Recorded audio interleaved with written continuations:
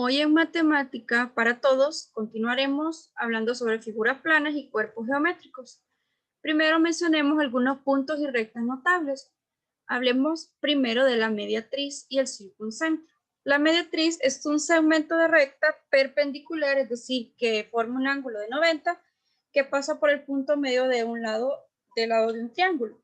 Se pueden trazar tres mediatrices en un triángulo. El punto donde se unen estas tres mediatrices es llamado circuncentro. ¿De qué forma? De la siguiente. Vamos a trazar una circunferencia con centro A y radio AC, que vendría a ser esta que está acá. Luego trazamos una circunferencia también con centro C y lado y radio AC.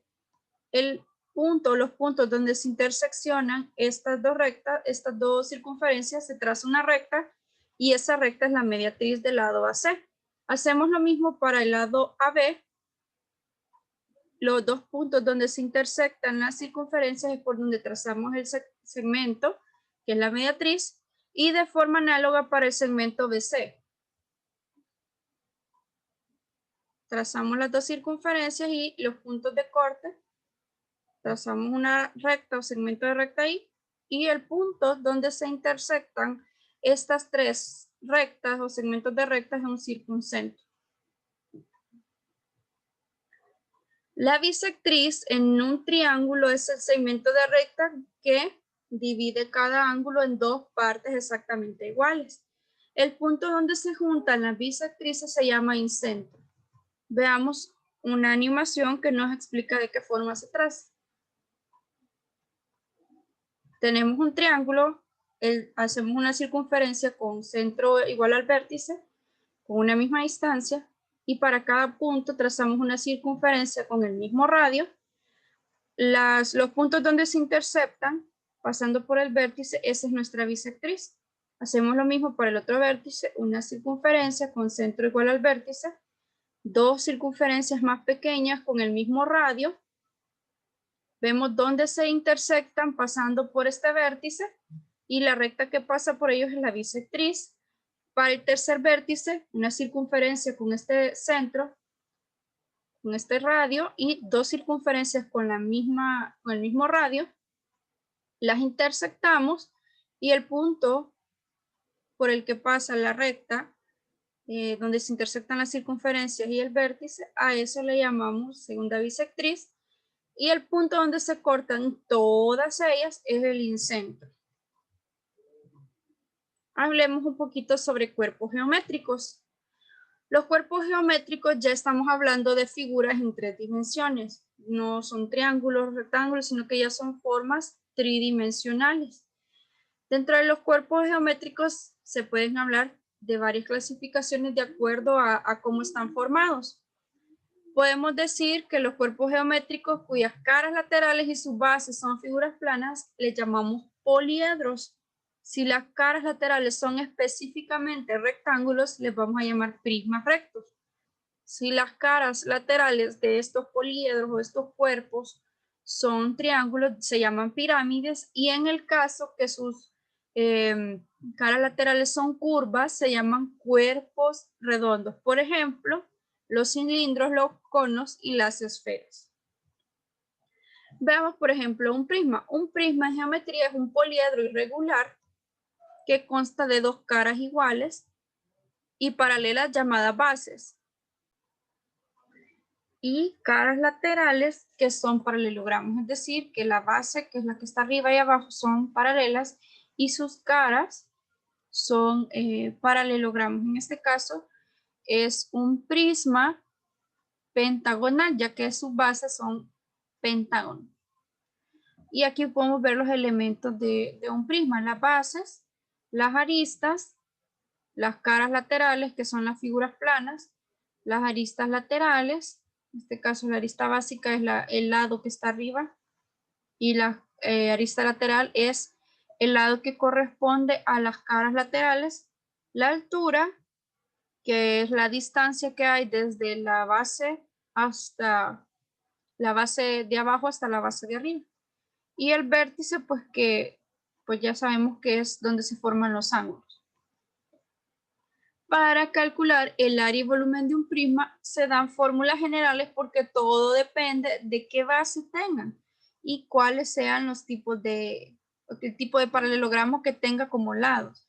Entonces, si yo quisiera calcular el área de un prisma sin saber, digamos, de forma general, encuentro el área lateral, es decir, el área de la figura plana que lo forma, más 2 veces el área de la base, porque recordemos que el área de la base va a depender también del tipo de figura plana que tenga. Entonces, el área lateral va a ser, por ejemplo, en el prisma anterior, tendríamos que encontrar el área del rectángulo, en este caso que está aquí, y multiplicarlo por 5, y eso sería el área lateral. Para el área de la base, es como son iguales, multiplicamos por 2 el área del pentágono. Para el volumen, se calcula multiplicando el área de la base, que es el área del pentágono, por la altura. Una pirámide, como decíamos, que era un tipo de poliedro donde sus caras laterales son triángulos, ¿verdad?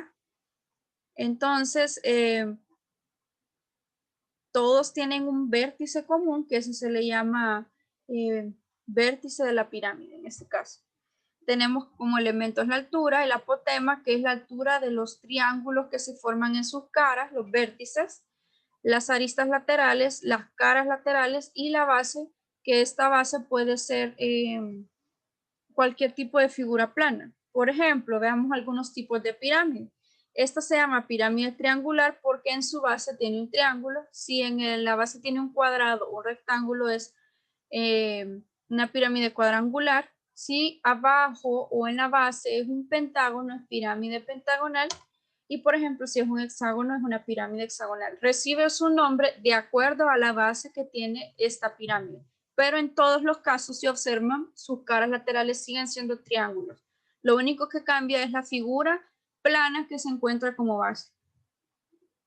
Para calcular el área y volumen de una pirámide también se hace de forma general.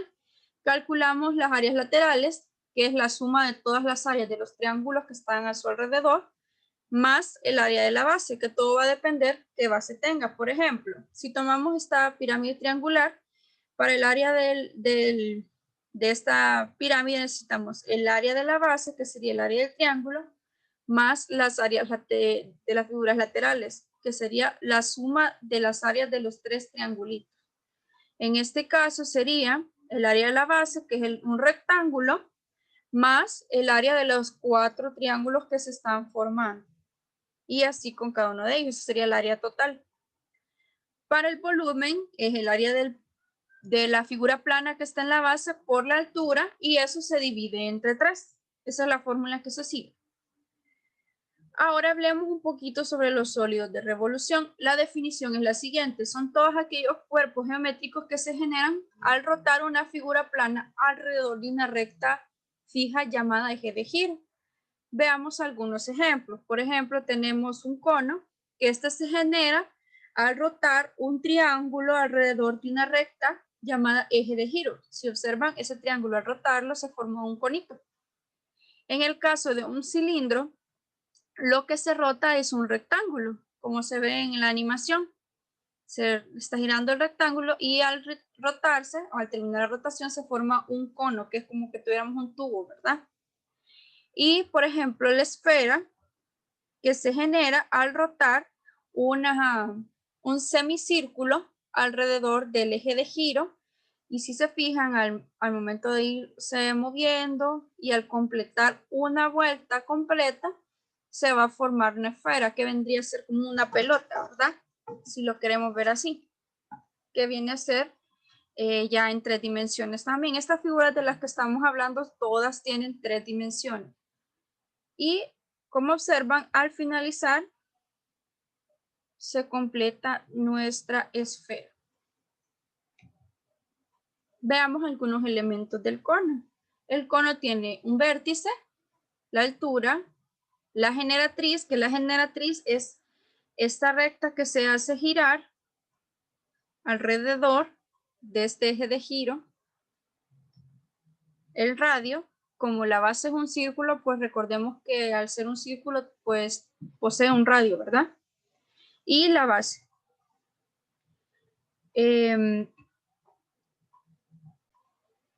Veamos algunos elementos del cono ya de forma un poco más específica. La altura, pues, es la longitud que hay del eje de rotación a un cateto fijo del triángulo. El triángulo que se forma se llama triángulo rectángulo y ese triángulo a sus lados recibe el nombre de cateto. La inclinación que verá la generatriz a ese se le llama hipotenusa. La base pues es un círculo, ¿verdad? Y la generatriz, como les mencionaba, es esa recta inclinada que se llama hipotenusa del triángulo, que es lo que se está girando. El radio pues ya sabemos que pertenece a la circunferencia, al círculo más bien dicho que está en la base. Y el vértice es el punto, que es el punto más alto que está en el cono. Entonces podemos ver, por ejemplo, para el cono, tenemos el eje de giro, el radio, la generatriz, esa generatriz roja es la hipotenusa, el radio es un cateto del triangulito que se forma y ese es el que se está haciendo girar alrededor del eje de giro. Cuando se complete una vuelta o revolución, entonces se completa nuestra figura en 3 dimensiones. Veamos qué se hace para calcular el área y el volumen de un cono. Si vemos, un cono es como una porción de un círculo y tenemos un círculo completo. Entonces, si es como que deshiciéramos un cono, ¿verdad? Entonces sabemos que para calcular el área de un sector circular lo hacemos de la siguiente forma: pi por radio por la generatriz. La generatriz es esta parte que está acá. Y ya sabemos que el área de un círculo es pi radio al cuadrado. Entonces, el área total del cono es la suma de estas dos áreas, el área lateral más el área de la base. Para el volumen es pi por radio al cuadrado por la altura del cono entre 3. Para un cilindro, en un cilindro, como ya sabemos, lo que se hacía girar era un rectángulo, ¿verdad? Entonces, para el volumen de este cuerpo geométrico se calcula multiplicando pi por radio al cuadrado por la altura, mientras que si tomamos un cilindro y lo deshacemos, digamos, acuérdense que tiene dos tapas, la tapa de arriba es un círculo y la tapa de abajo también es un círculo. Alrededor lo que se está haciendo enrollar es un rectángulo, entonces, como esto es la longitud de arco de la circunferencia, sabemos que eso es igual a 2pi por r. Entonces, ¿cómo se calcularía el área? Calculamos el área del rectángulo, que es base por altura, y luego le sumamos las áreas de los dos círculos. Como los dos círculos son iguales, entonces es igual a sumarle 2pi por radio al cuadrado, porque son las mismas dos áreas.